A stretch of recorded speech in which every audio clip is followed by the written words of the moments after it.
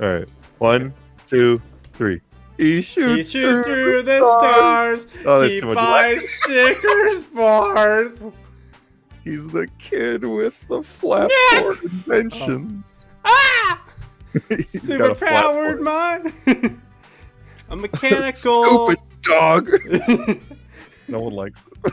rescues the day from sheer destruction. This is the theme song.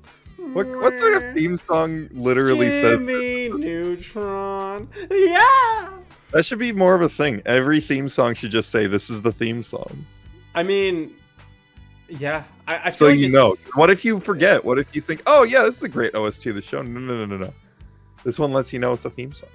I think Jimmy Neutron, like just in general, is very self-aware. Like the show, like they don't break the fourth wall really. I'm sure they do like once or twice throughout the show, but it's a very self-aware show. To like, it's very crazy and insane and just like everything it does. So, Pretty silly. yeah, I like it. I would say so. It's one of my favorite shows growing up, and I even watching the movie today. It's one of my favorite shows in general. Yeah. So I guess we should introduce ourselves as well. I'm Zino. I'm Primo. That's our last name, you fool. Oh shoot, I'm Dino. I'm sorry. I haven't introduced myself in this way in a long time. We go by a lot of names. But anyway, Yeah. we Zeno and I talk a lot, just about random stupid stuff. And something that always comes up is Jimmy Neutron. We don't know why. Just Like this is like the third podcast thing we've tried to start, and like and finally every previous attempt devolves into Jimmy Neutron. we finally gave up and just gave in to just our fate is just Jimmy Neutron and other cartoons. I think. So we're just essentially gonna do an episode on hopefully every episode of Jimmy Neutron. Of course, starting with the movie. Yeah, and I think honestly, like maybe like every once in a while we do like a Fairly Odd Parents or like a Gumball or Chowder. I think there's a lot. I think we could split it up that way. There's lots of stuff to talk about on all these cartoons. You don't want to burn out on Jimmy Neutron. I mean, they're short and sweet, but just like candy bars and Purple Flirt.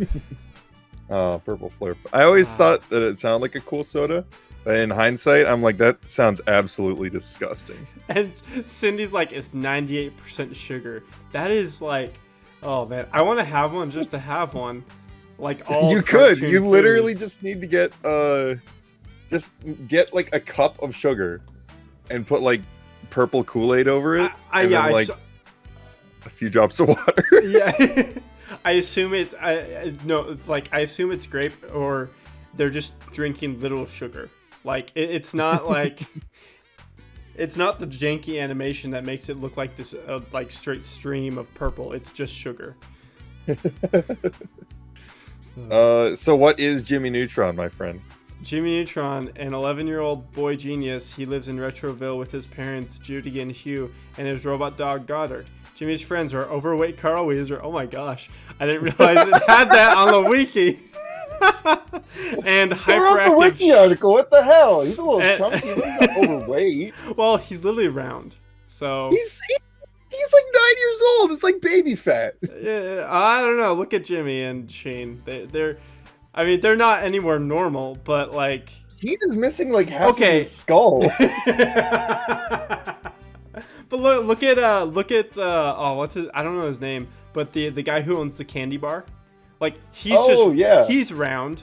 So's Carl's dad. Yeah. So our friends are overweight Carl Weezer and hyperactive Sheen Estevez. And he has a long-standing rivalry with his intelligent classmate Cindy Vortex. So this is just a wiki article. We can probably sum this up better in like 30 seconds. I'll give it a shot. Okay. Jimmy Neutron is a boy genius. He invents lots of really cool, fun inventions that a kid would think are cool. He has two epic friends. His epic friend Sheen, who is just Ultra Lord. He is absolutely insane. He is what most people of that age just act like in real life. And then Carl, who's just hypochondriac kid. And then, the plot of the movie especially is that all the parents get abducted and the kids party hard, and then go, oh shoot, parents are actually kind of, they rock, they kind of rule. So we should get them back. So they go to space in a bunch of what are those called? Amusement park rides, converted rockets, and they save them. Mm-hmm. That's it. And the aliens that abduct them are like, they're like snot aliens that like are in egg-shaped suits. Yeah, they're called the Yokians. Yeah, I thought it was Yagubians. I think that's their names. Okay. But not their species. And we'll get to it later, but they worship this giant chicken dinosaur dragon deity. Poltra. Poltra. When I was typing Poltra into my phone, it was like poultry? No, Poltra. Anyway. No. The great deity. The great deity Poltra. I have lots to say about Poltra. But Jimmy and their friends, they save the parents by just being awesome, brain blasts and whatnot. And then they come home and they realize, parents are a good thing. So. Yeah, it's good to have them. And everyone should have them, which is why my friend Nando was very upset with the movie because he was adopted and he didn't get the moral of the movie. This is all a lie, by the way. Oh. I was just, can't believe that. I just had a very emotional moment and you just took it away from me, you jerk. Anyway, I know we both have a bunch of notes on this, so why don't we just take turns going through the notes? I'm gonna start because this is something that I thought about since the very first time I watched the movie. The very opening part, before they show any people, they just show the military base. I thought it was a live action shot because it looked so real for a second, and then they show the people. I'm like, oh yeah, this is a cartoon, and it doesn't even look that good. But legit. Like the first time I watched it, I thought it was a live action shot right there. No, you know what? That is kind of cool. It really does look like the opening shots all do look pretty darn good. No, especially they do. Considering the software they're using. I looked it up. It's called Messiah. It was for Windows 2000 and later. And it just sucked. Oh man, yeah. We need to study and talk in the future, not today, but in the future about the fever dream that was producing and developing Jimmy Neutron Boy Genius. Yes, I know Dino and I are gonna try and hopefully get a hold of people who worked on it. Yeah, because it'd be sick. They seem like really cool people, so I hope we can do that one day. Yeah. Anyway, okay. Your turn. Okay. I just wrote that I like the font that they used, and I also wrote, quote, Jimmy is kind of a bastard to the military, ? Based? ? I also wrote that Jimmy's dad is a stud and hella supportive. Oh man. Son, come down, breakfast. Down. Quack, quack. He definitely has problems. And he is a very low intelligence man. However, the movie makes him appear much more endearing than stupid. Yes. Okay, well, in my notes, because I wrote notes on each person, kind of, I put Jimmy's dad. He's funny, but a very stupid man. And then I wrote my favorite quote of the whole movie. If all your friends were named Cliff, would you jump off them? See, his stupidity is more subtle in the movie. He's obviously not smart. Yeah. But he's just kind of like a puppy dog.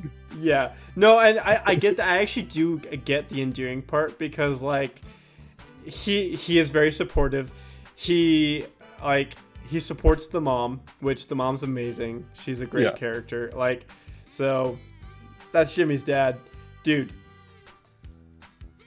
What about Jimmy's mom? I guess I'll start. So Jimmy's mom, she, like I just said, she's an amazing character, and she wears the pants in the family, obviously, because she punishes Jimmy.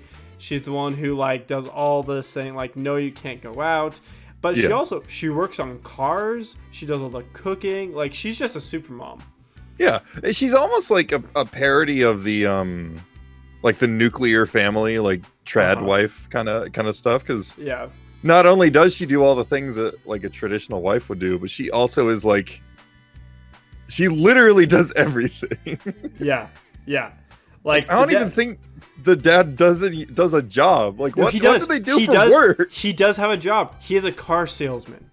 Oh, that's right. No, you know what? He's the perfect car salesman. I know this because there was an episode where Jimmy and his family were going to move, and because there was no more people to sell cars to in Retroville, so they were going to leave. But then Jimmy destroys like every car in the city, so his dad gets to stay and sell cars. I don't remember that episode. It's a great episode. I think it's the episode where Goddard becomes a giant destroying machine. Yeah, I have a probably 90%. Is this a Berenstein Bears situation where like I remember things completely differently? Maybe 90% of my brain is Jimmy Neutron. Anyway, do not remember this episode. I'm so confused. We'll get there. We'll get there. Okay. What else did I write? No. You're talking about the mom. Well, that was pretty much all I said about mom. she's awesome. She's very loving and caring and stuff, but she's also very responsible. And she, later on, they tell Jimmy, hey, like, we're sorry. We don't want to punish you. You need to learn that these things are dangerous. Like, they're obviously very supportive. And the dad is like, isn't that so cool? But the mom is like, be careful. I get where you're coming from, Hugh. Yeah. But we can't just let him do whatever he wants. And then also, like, later on, before they get abducted, the mom is like, hey, we're sorry, we didn't want to get you in trouble, but like we love you, and let's all go to Retroland next week. So like she's very stern, and she does the good job, but she's also very loving and supportive. So. Yeah, I think that's what kind of sets her apart from a lot of like different shows, is that like, well, I don't know, I guess I haven't seen that many cartoon shows of that era, but I don't know, I feel like Judy Neutron is such a unique type of character. You rarely see characters that are like really obviously a parental role and actively like trying to be a good parent, like all the time. She's also very competent.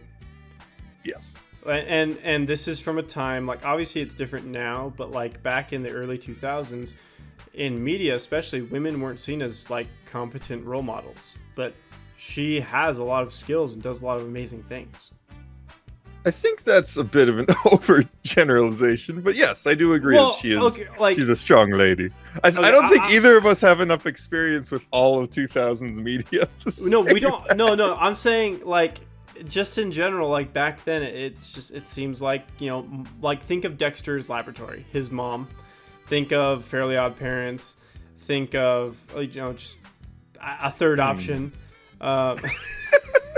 I think Dexter, you do have a decent point, but I do think she's still pretty capable in that show too. After all, Saturdays were made for dads and dad's car. Okay, fine. I'm just saying she's a very competent person. Maybe what I said was insensitive or whatever, but I'm not telling you it's insensitive. I'm telling you that neither of us have done the sufficient research to make a statement like that.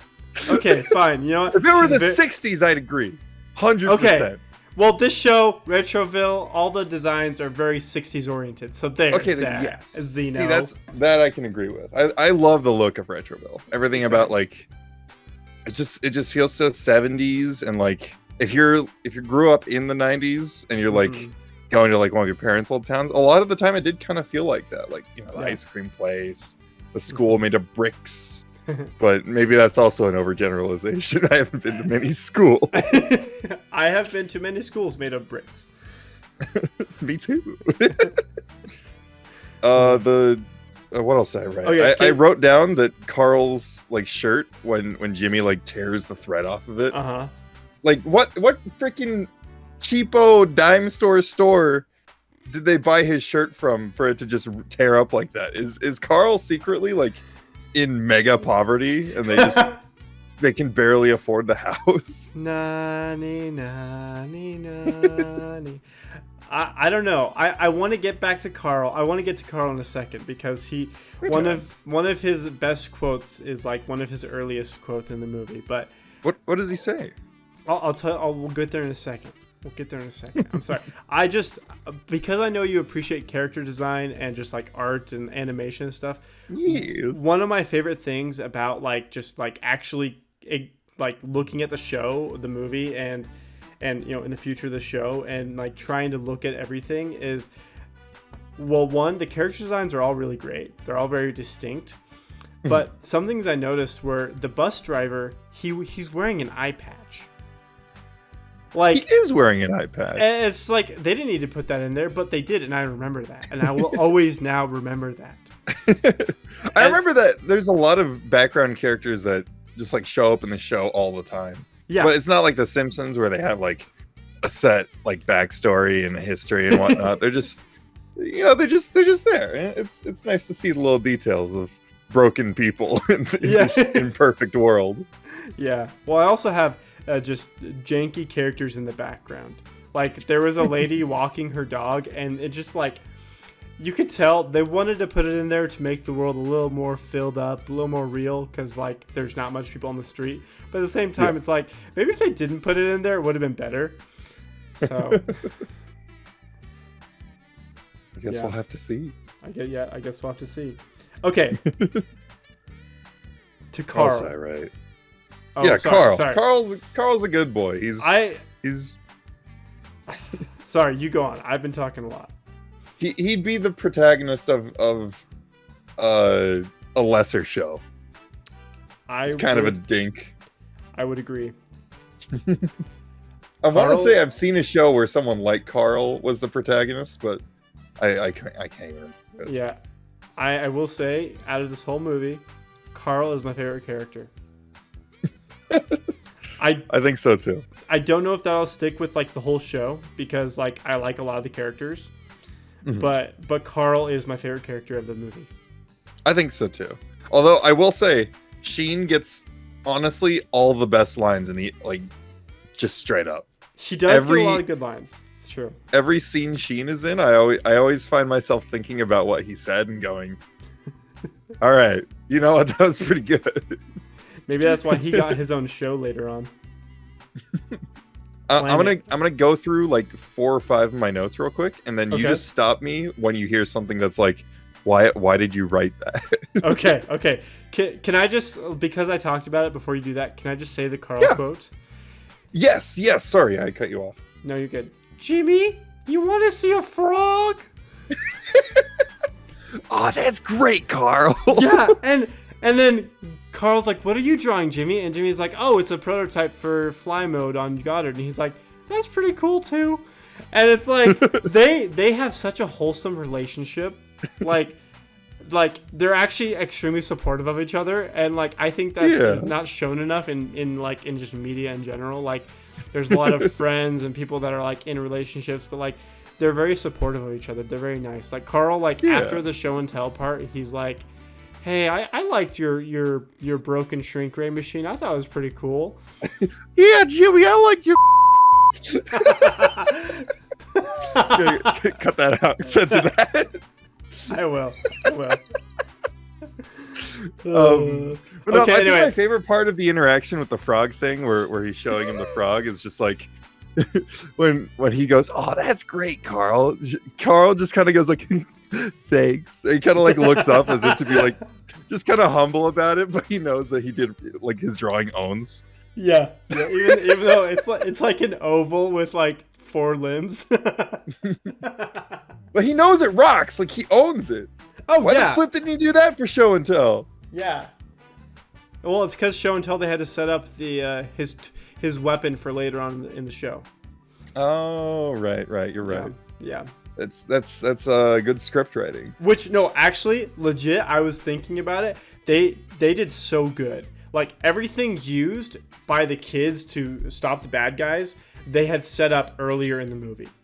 Yeah. Like that is one thing I have come to appreciate so much about just stories in general is when the writers can set up something and then make it work later in the media. Like it's good. It's good. Anyway, It's real good. Tell me your quotes that you want. Quotes? Yeah, I wrote down a couple of stupid things. I don't miss Carl's overalls.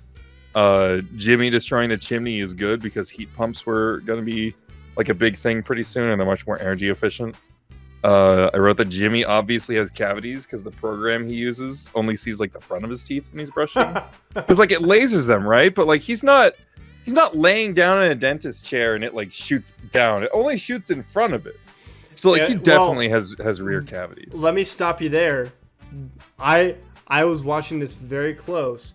There was a part where it said left molar. Yes, but it probably only got like the top of it. What about the back? Well, you're right. Also, that probably would have taken too much money for the animation department. So. Oh yeah, good point. But I did write down one silly thing. I think I had an idea for like a script edit if they wanted to completely ruin the pace of the movie. Because like in the beginning, Jimmy's like, I gotta get ready for school, and he gets like a robot to tie his shoes. Then he has a robot do his hair and his teeth, and all that stuff. But I was thinking, what if as he's running around the corner, it just continues, right? And instead of sliding down the rails to get outside, he just hops in like one of those old people stair chair things, and it really slowly goes down the stairs. It's supposed to be like this really fast thing, but it's actually like a really slow, like old person chair. Because like everything he has is kind of a piece of crap in a way. Yeah, like it does cool stuff, but it's very obviously flawed. Well, he could much quicker tie his own shoes. He could much quicker, do a lot of. Yes, you're right. Do a lot of things. That would be funny. Well, because like all the things he does are like, I made this thing to make this thing go faster, and then he doesn't use something to go down the stairs faster. Hello? Well, okay. Think about like if you're a kid and you have this opportunity to slide down the stairs, would you? Well, yeah. All right, you got me there. He may be a boy genius, but he's still 11 years old. He still is a kid who wants to have fun. But fun.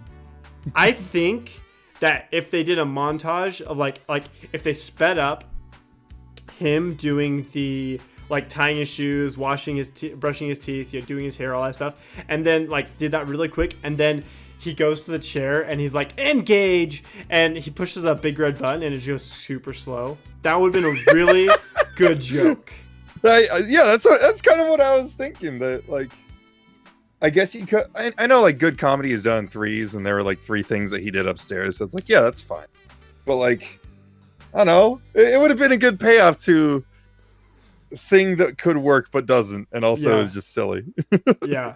So I actually like that note a lot that you wrote. I think that's really funny.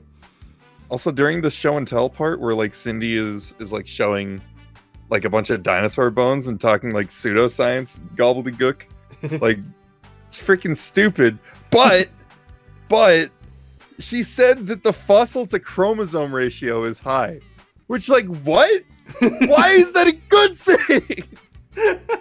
You don't want more chromosomes and things.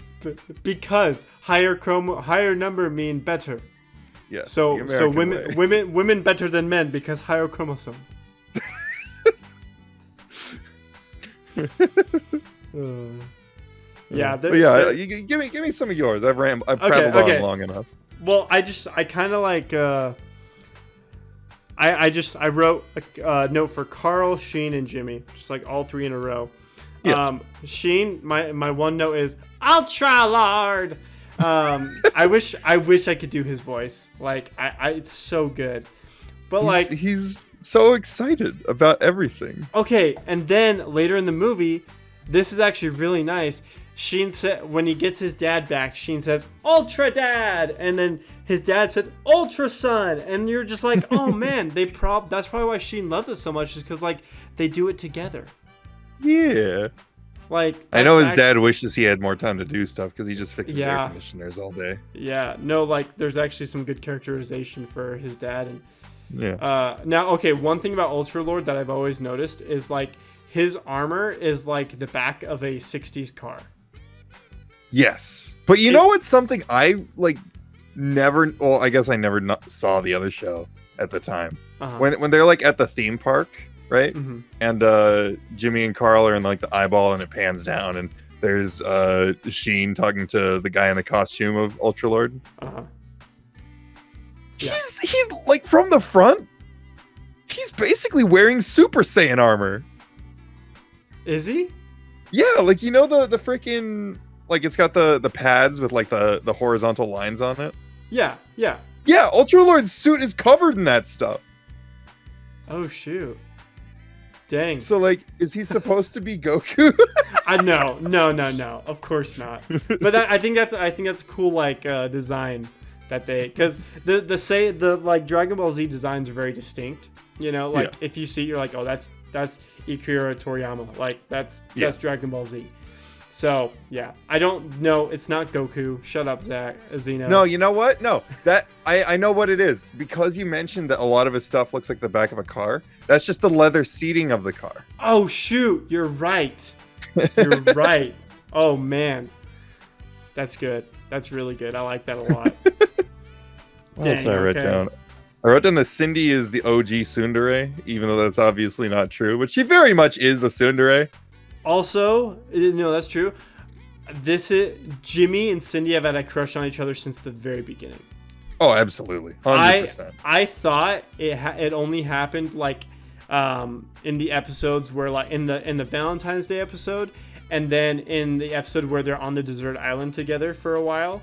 But which is an odd episode, thinking back on it. It is. But as a kid, that was like a dream of mine, like me and my crush on a deserted island for a while. Yeah, but, no, you're right. Yeah, you know. But like, no, that's one thing I noticed is like, well, one, why does Jimmy have so many pictures of Cindy to feed to the animal, or to the girl eating plant, you know? And then like they just have these. There's like 2 or 3 moments in the movie where they just have these, like, they're staring at each other, or, you know, when she comes to, like, lift him up, you know, there's a couple of these moments that you're like, okay, as an adult, like, looking back at my crushes, they liked each other from the very beginning. Yeah, so. The first grade puppy love, you know? Exactly. Well, they're at least in, like, what, 3rd or 4th grade? 11 years old? Oh, they're 11? Yeah, I guess it is 3rd, 4th grade. Yeah, well, it's because, like, you go into, like, what, 7th grade to, like, 13, right? Like, 13, 14. So. And then, like, 8th grade, well, like... Yeah, no, you're right. Yeah. So now that I'm thinking about the numbers. They're at least, like, 4th or 5th grade. So, okay. Yeah. I wrote... So, there's a scene where, what's his name? The cool kid, Nick. Nick rolls by and says, "Sneak out, brother! It's sick. It's epic!" Right? And yeah. He Jimmy goes, "That's barbaric. I got an idea. We'll reverse psychology them. Look it up, idiot." But the thing about that scene that always confused me as a kid was that he goes, monkeys like bananas, so you gotta give them give them the idea of the banana and they'll want to do it. And Carl goes, my folks are allergic to bananas. And then he goes, "It's not the bananas, it's the principal." And like 7-year-old me is just like of the school, the principal of the school. Yeah. And then Jimmy follows this up by saying, "Butter them up." And I'm like, the bananas? Oh my gosh. I had no idea what that conversation was as a kid. And now I'm just like, oh, he's talking about just like bribe them. Yeah. And like, do all that stuff. But when he said bananas, followed up by butter them up, I'm just like, is that something people do? Well, have you ever had a fried banana? No, I do like banana bread with lots of butter on it, though. No, yeah, fried bananas and banana bread with butter, like it's really good. So there's no bad implications, Zino. It's all just Jimmy's just saying to bribe them or butter up those bananas. I don't know why, but I also thought as a kid that putting butter on bananas would make it so you weren't allergic to them. So maybe that's what was so confusing to me as a kid.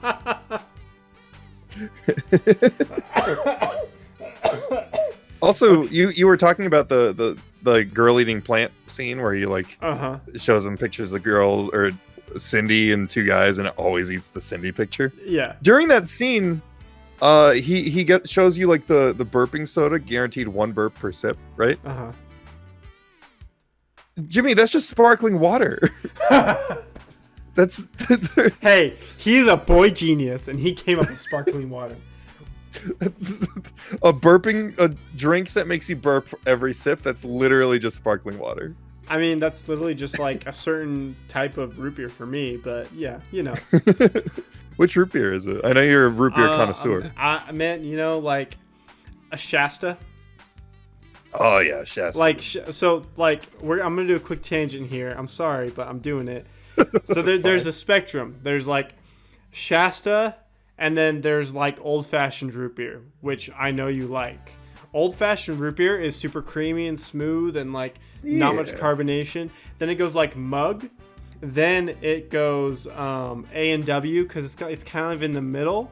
And then there's like the Walmart generic brand, and then there's Shasta. That's like the scale of carbonation. So old-fashioned and like is less carbonation, and then Shasta is carbonation. High-end carbonation. Yeah. So if you're looking for the carbonation, which I personally don't like as much, go for the Shasta or the generic brands. But if you're looking for that creamy, smooth, it tastes good root beer, you know, there's like old-fashioned, A&W, and mug. Those are like the 3 that are safe to go if you don't want the carbonation. Anyway, tangent over. I love root beer. He's real into it. He loves this stuff. Yeah. What other notes you got? Well, so after that, I want to talk about the party sequence. After the parents are gone, they've gone to Retro Land. They make a wish on a escaping ship that's like takes all the parents away. The party sequence, you know, like to me, this is like the equivalent of saying, because like they party all night, have a great time, and then the next day they all have tummy aches, like they have headaches, they're like hungover, you know, as much as kids can be hungover. Yeah. And like that's the equivalent. And then the next day they all want their parents back. They're like sad. They have tummy aches. For me, it's like that's the equivalent of saying I'm gonna run away, leaving, and then 5 minutes later coming back home. Like that's just what I thought of in the moment. Yeah. So, yeah. I mean, I think we all had that moment where we're like, I'm running away, and then packed like freaking cookies or something. I don't know about you. I packed a sword, and I was gonna go be Link from Legend of Zelda. That was my plan. Hell yeah. And then my parents found out because one of my classmates told on me, and we had a what a narc. We had a long discussion because he told his parents. He told his parents, who told my parents, who took me into the van during a baseball game. Long discussion. This actually happened. I'm not manipulating your emotions like you do with me with Nando. Sorry. What the hell? What else did I write? Well, I wanted to talk about I named like pretty much all the things the kids did while the parents were gone, and I know you have some notes on this too. So I didn't write almost anything on like the roller coaster scene. I mostly wrote stuff on the Hangover and the like a singular. Wait. What the hell was Carl's juice line? He said something about juice. I don't know. No, I remember. It was right at the Hangover. They're like, did all my parents go to Florida? And Jimmy's like, I don't know. And Sheen's like, maybe they all would get juice or something. And then Carl just like, with like a really like kind of cheesy, pained expression on his face goes, my folks can't handle pulp. It makes them gassy. Like, what? Carl, why did you feel the need to say that? Because Zino, Carl trusts his 2 best friends. And he, in this stressful moment of like, because Carl, you know, he goes to bed at like 5 p.m. when the sun's still up. And like his parents do everything for him, so of course he's gonna share this thing about like, hey, my parents can't go get juice. What are you talking about, Sheen? You idiot! They can't do pulp. They don't handle it well. Why would they go? Why would they go to Florida to get juice? Is the best question though, because it's such like what a 10-year-old knows about Florida. Oh, Florida, they have oranges. That's it. Okay, I have a huge tangent about the aliens and their information on the human race. Okay, how did they know about freaking Florida? Like, they Googled it. What? They got within range and they're like, oh shoot, there's Wi-Fi here, and then they just like, oh, okay, there's this place far away called Florida. Florida. There is actually, okay, this is something I thought was really interesting. Probably means nothing, but in the context of the actual show, but like there was like when they're in that scene when Nick comes up to like, just sneak out, brother. There's a electronics shop behind them that says hi-fi, and it's probably their version of Wi-Fi. Wait, hi-fi? Yeah, like HI or hyphen fi, like Wi-Fi, but hi. Zino, hi-fi is an audio thing. High fidelity audio.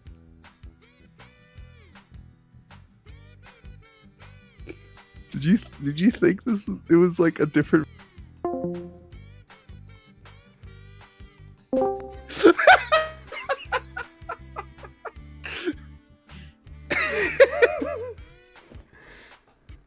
Of course I knew.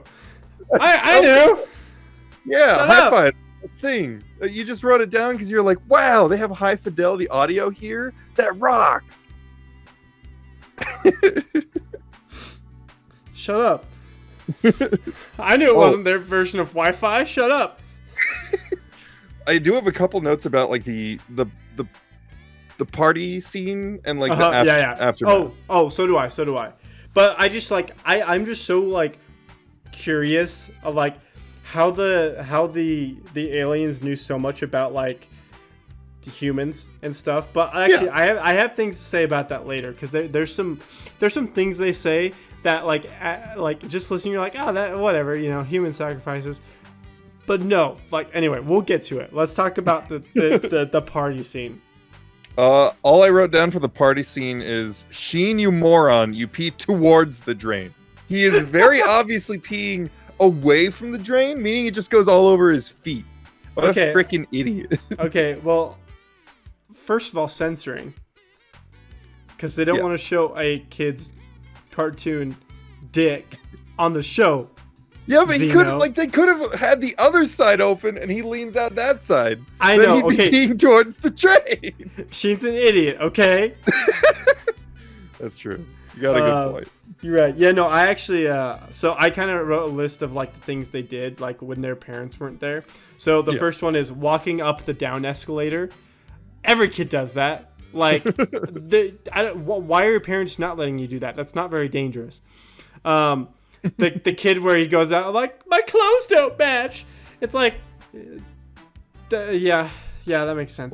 What parent restricts you from going out with your clothes not matching though? Okay, actually, not me personally, but I had friends who their parents dressed them.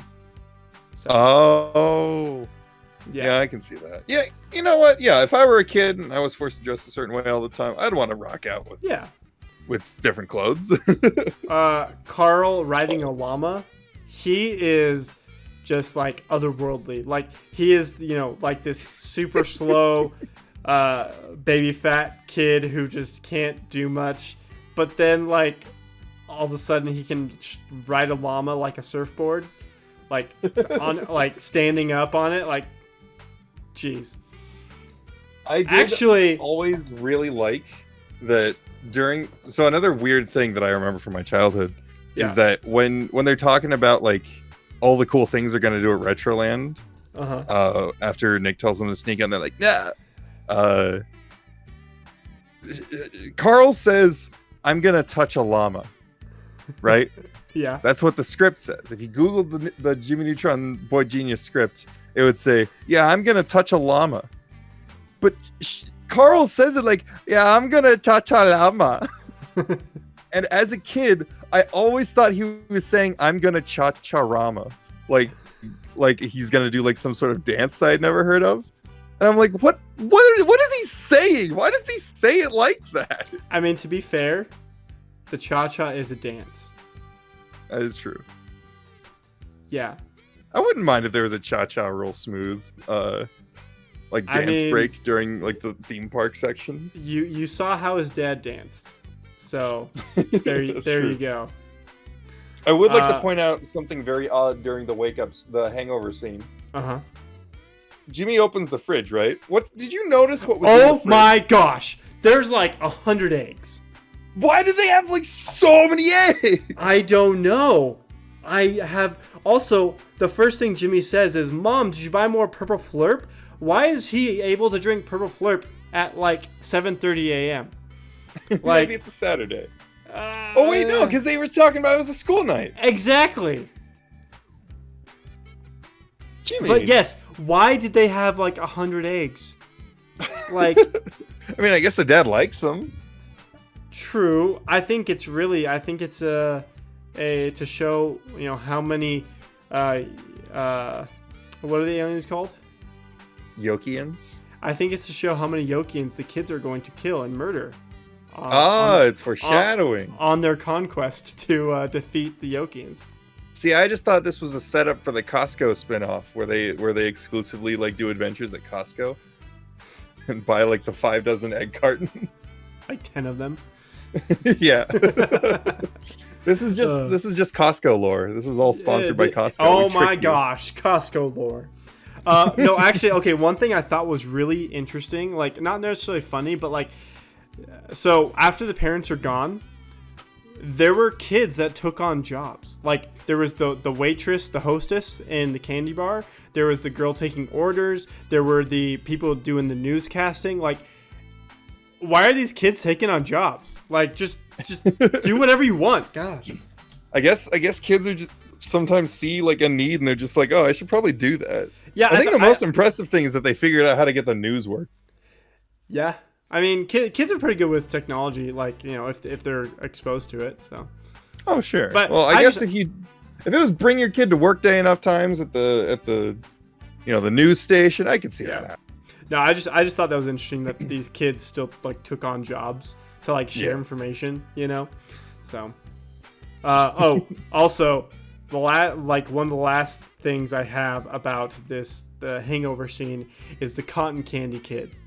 the little fat kid who is like, we all decided to see who could eat the most cotton candy, and I won. And then his shirt rips, and he's just like so fat.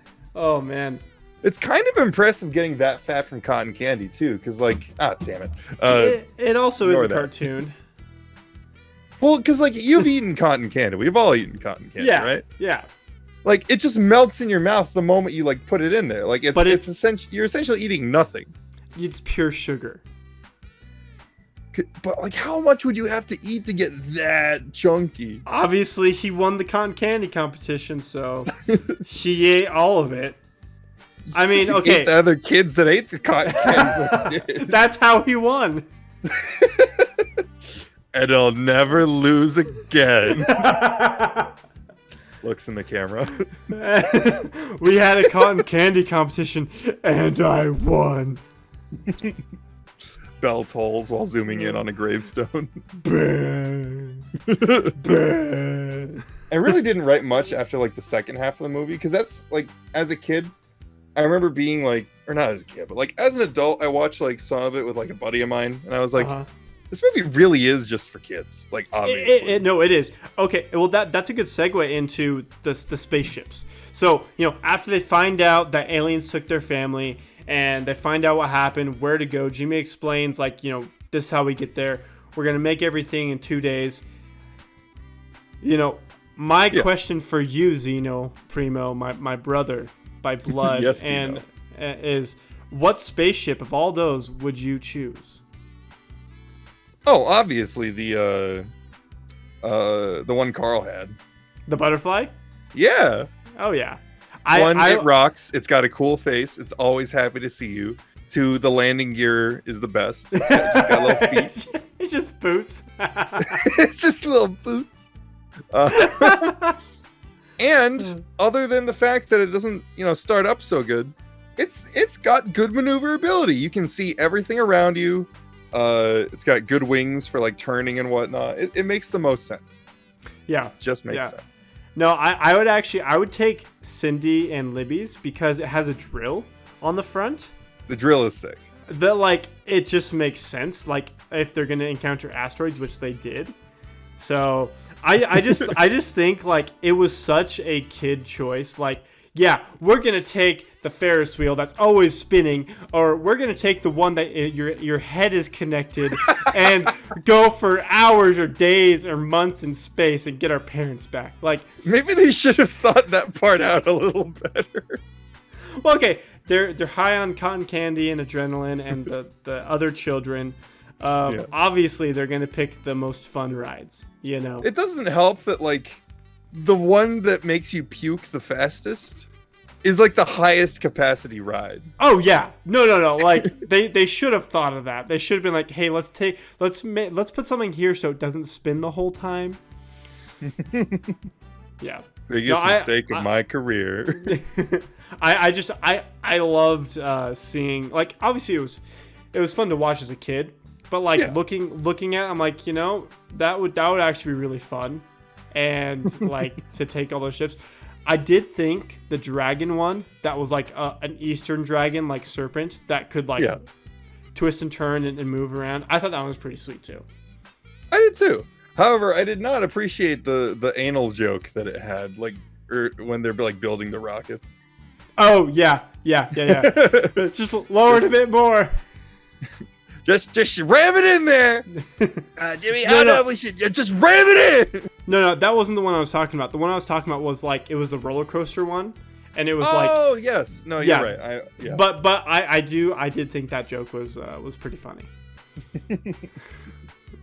Yeah. I'll say right. Yeah. I did really like that. I think they're on like the asteroid and they're like having like a little argument with Nick or whatever. And oh no, this is when they're in like the jail cell, right? Oh, okay, yeah. You know what Sheen says to Nick? Sheen freaking destroys Nick. He goes, "You're just picking on me because you're insecure."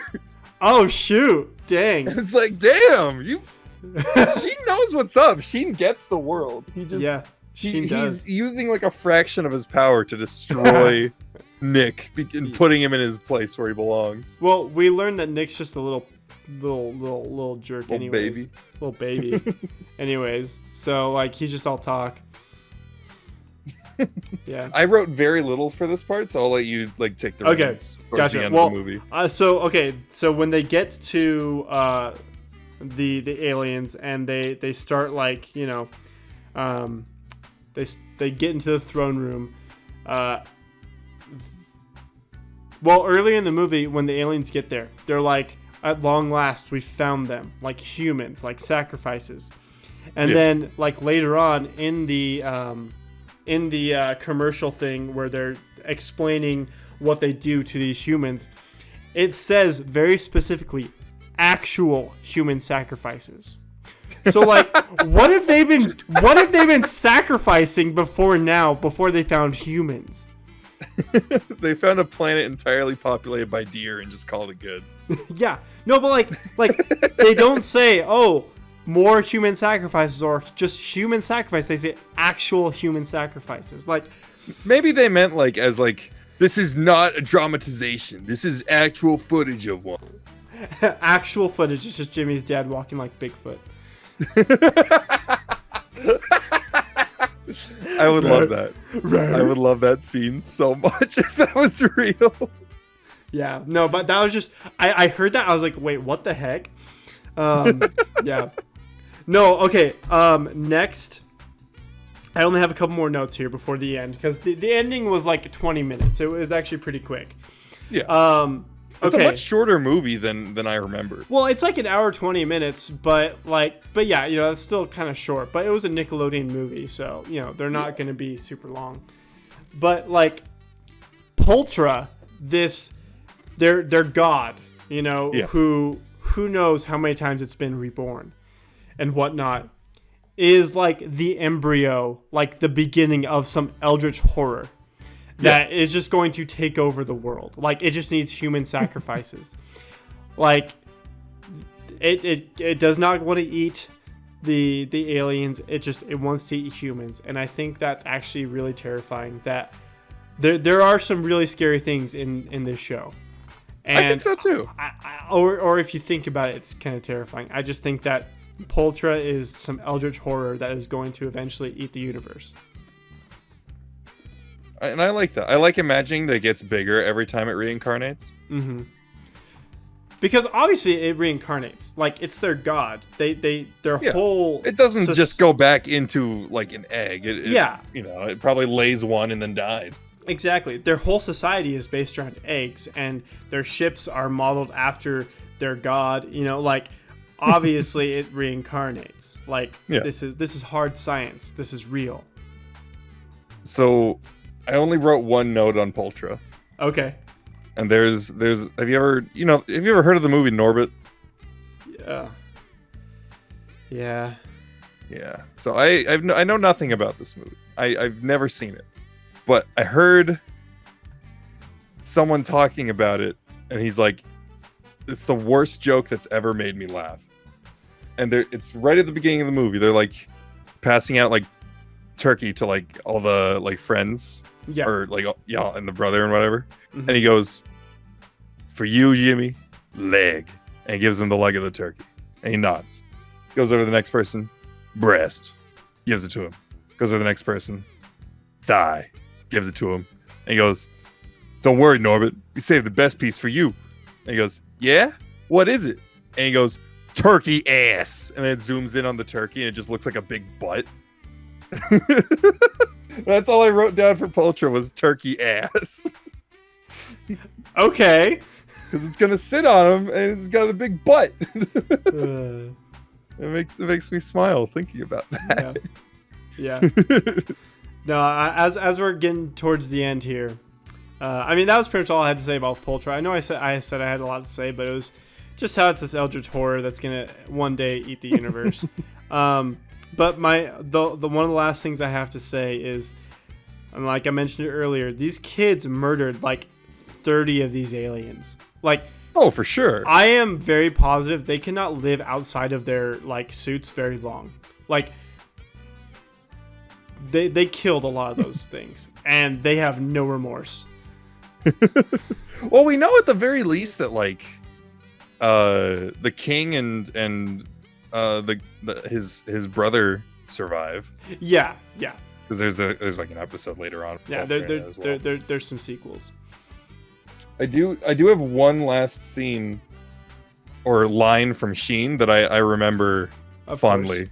Of course. And it's just him like during the asteroid rain scene or whatever. Uh-huh. He just goes, I do so relish these times of peril, and puts his mask on, and then just gets owned in like a second. Yeah. Okay, actually, yes, that was perfect. Because like Sheen he wants to be Ultra Lord, like he wants to so bad. I loved his ship though. It was so cool. Like, yes, I love motorcycles in space are never gonna get. Well, there's something about giant tires that are just the whole vehicle that just get me. I don't know what it is, but like I love them. So it's good. It's really good. Well, before we end this first this episode 0 of Rustle Your Jimmies, is there anything else you'd like to talk about or to mention about this this wonderful show and this wonderful story? Not particularly. The movie as a whole, I think if you're like 7 to 10, it's just a perfect movie essentially. Yeah. I think a lot of it is still timeless just because it's literally called retro. Oh yeah. It's gotta be a little retro. It's fine. Yeah. It's good. But, no, and I think it's a fun movie because there's a lot of interesting quotes and funny quotes that we found. Yeah. Like Carl, like, my parents are allergic to bananas, and and just like it's a lot of the designs still hold up too. Like, it's not a show that looks ugly because it's old animation. A lot of the things are so stylized that a lot of the time you don't even think about it. Yeah, no, that's my favorite thing about like shows like this that have their own style. That it's never going to go out of style. It is going to look good, even though the animation isn't always perfect and the backgrounds aren't always the most well defined and detailed. Like, it's still going to look good in 20 years from now. It's still going to look good, when the world ends, whatnot. Plus, like, if you have good writing like Jimmy Neutron does, then you're going to succeed regardless. And I like that. I like that even if it didn't look that good, which it does look pretty good. Yeah. The writing still carries it. And it makes me smile to know that something that I liked as a kid actually was pretty darn good. Yeah. And that's why I'm really excited to continue to look at these episodes of Jimmy Neutron, but also old shows that we used to watch that kind of formed a lot of our ideas and just like our cartoons and stuff. Like, because like it's gonna be fun to look back at them because there's so many of these shows I have not watched since then, but I still remember very, very dearly. Yeah. So. And there's something about like animation that like I feel like as you grow up you have more of a fondness for, and I'm glad that animation in general is still like a really big medium that is still commonly used. I wish it was taken more seriously more of the time, but I'm just glad that it's still being made. Yeah. I think that's the perfect way to end it. So, well, thank you for your time, Dino. This was extremely fun. Yes, Dino. We shall continue this next week with watching from the very beginning, season 1 of episode 1 of Jimmy Neutron Boy Genius, which is Adventures of Jimmy. Okay, where's the list of episodes? Episode 1, When Pants Attack! Oh, shoot! Remember that one. Oh, man, I didn't realize. I remember seeing the premiere of that. I love that episode. Oh, I'm so excited. So it's going to be so good. Oh, man. I'm hyped. I have words. I haven't seen that episode in so long, but I have words already. So get ready to rustle your jimmies. In the next episode. Ba-dum-bum. He shoot. Dude, no, wait, I know how to end it. I'm Paul.